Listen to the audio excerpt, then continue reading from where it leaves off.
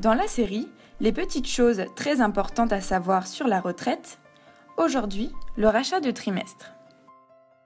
Bertrand discute avec son amie Sylvie et lui annonce qu'il a fait une très bonne opération. Il a racheté des trimestres pour avoir une meilleure retraite et paiera donc moins d'impôts l'année prochaine. En effet, il est possible de racheter les années d'études supérieures et les années incomplètes. C'est ce qu'on appelle les versements pour la retraite ou VPLR. Les sommes versées sont déductibles fiscalement. C'est séduisant, mais encore faut-il être certain de l'intérêt d'une telle opération.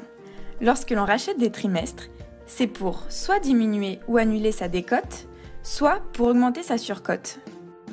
Pour ces deux éléments essentiels dans le calcul de ma retraite, on voit que l'on regarde le nombre de trimestres validés, mais aussi l'âge auquel je liquide ma retraite.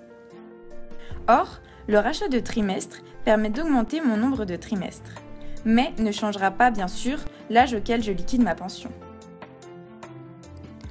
Retrouvons Bertrand et Sylvie, ils sont de la même génération, ont des carrières similaires et projettent de partir en retraite au même âge. En retraite à 65 ans, Bertrand subira une décote de 8 trimestres. Hélas, son rachat n'y a rien changé. En revanche, Sylvie est en surcote grâce au trimestre de majoration pour enfants.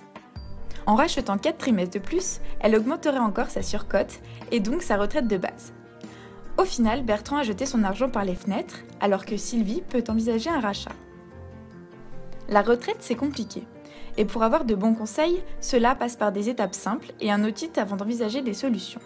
Spécialiste de la retraite, le conseiller AG2R La Mondiale fournit un travail précis, mesure les impacts des décisions prises, conseille des voies d'optimisation s'il en existe et propose des solutions sur mesure pour répondre aux attentes de ses sociétaires. Contactez-nous pour faire bénéficier vos clients de ce service.